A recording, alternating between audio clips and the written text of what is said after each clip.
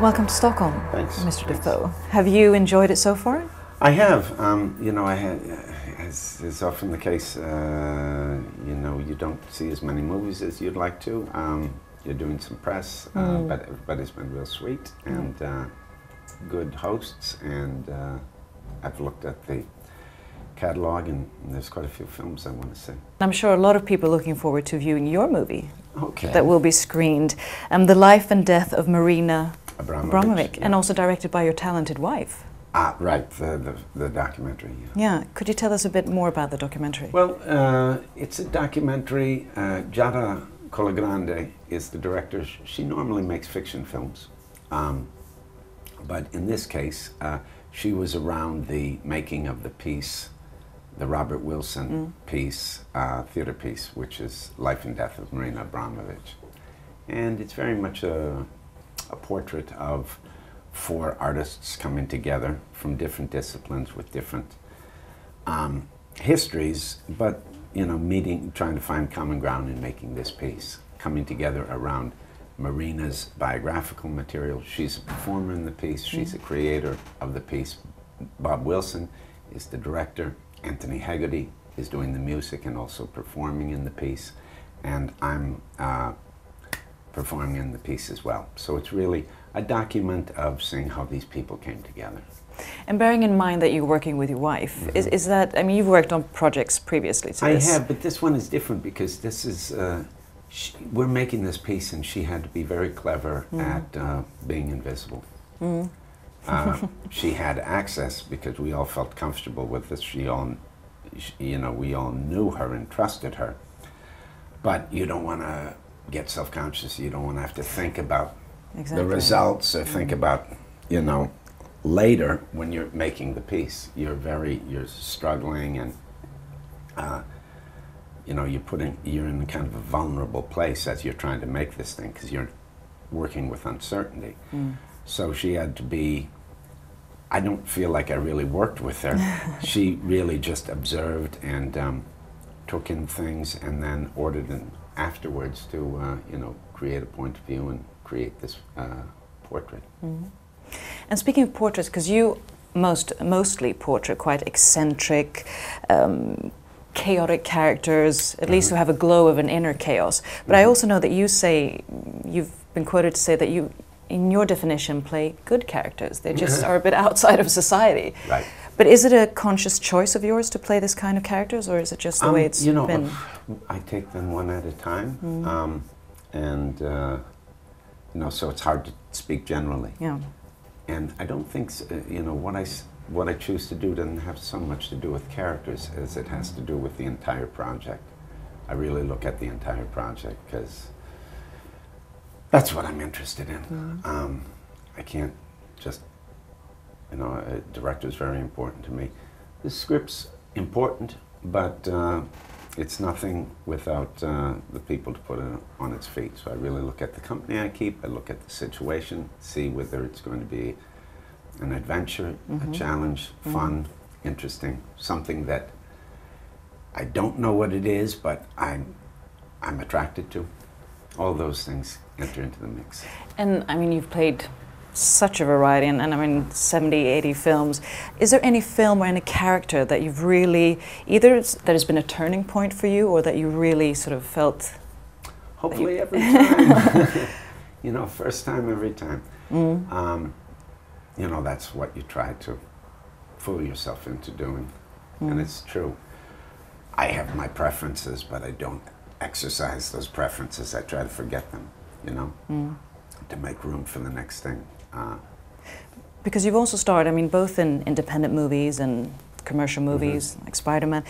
Do you feel that with these sort of complex roles that maybe you missed out on conventional roles? Conventional roles can be complex too. I just think I'm attracted to roles that you know, I don't recognize. I don't recognize what they are until you arrive at them. And even then, sometimes I've done movies and I don't even know what I've done. And the movie is really a recording of me reacting to situations. And when you, I mean, acting, there's... I don't interpret so much as I think of myself more as a collaborator in, you know, making this thing, and I'm the material. So I try to give myself to the director, and I put myself in that landscape, and then I'm a doer. I don't, you know, think so much about who the character is. I just think about, you know, being ready to receive the story, you know. Because when it comes to acting, some people are method actors, Yeah. and some just sort of portray the role. They walk into the role and they are the actual character. And I get a sense that that's the way you are. You sort of... I don't think anybody does that really, but I think for different roles, for different responsibilities, you create different modes of performing and different approaches.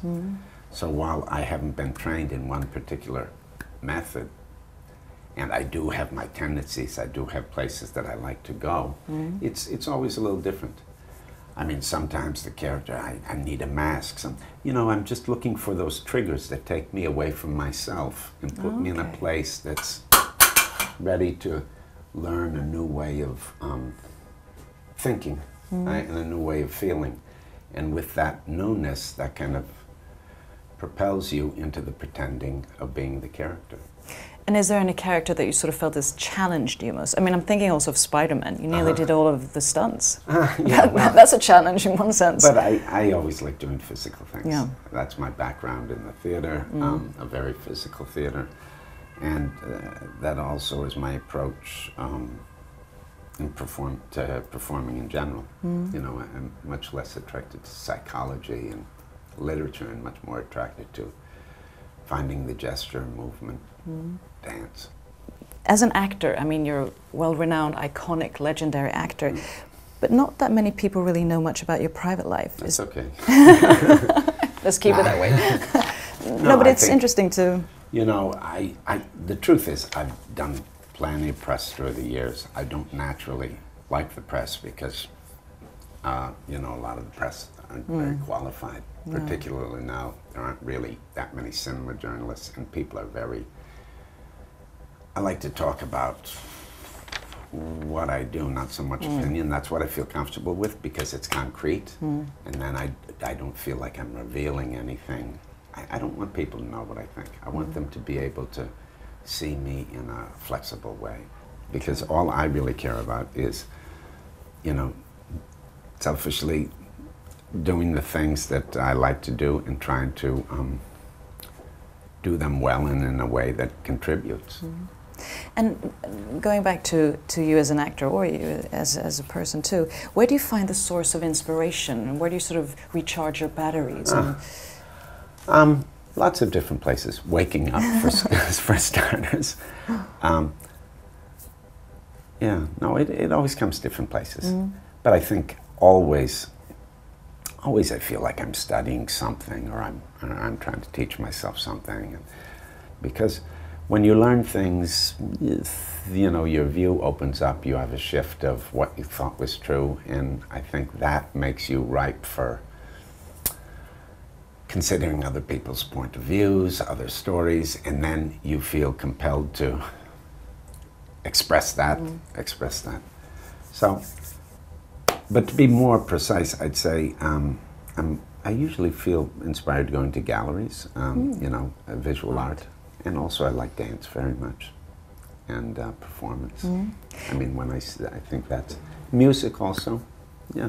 And speaking of directors and inspiration, any director that you haven't worked with that you would like to, or any that you like to work with again? Any time I see a good movie, I kind of say, who's that?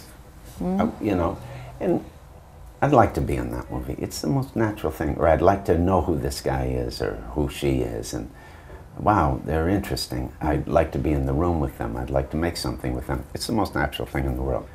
For example, through festivals, I've met Kim Ki-duk several times, and I'm a great fan of his work. And we've started talking, and he doesn't speak a word of English, but talking through an interpreter. And I bet you someday we'll do something together. So there are people like that. And then there are also, you know, there's even people working in Hollywood that I admire and I'd like to work with that I haven't worked with. But, you know, you can't get crazy. It's got to be the right project, and then you just keep your eyes open and check things out.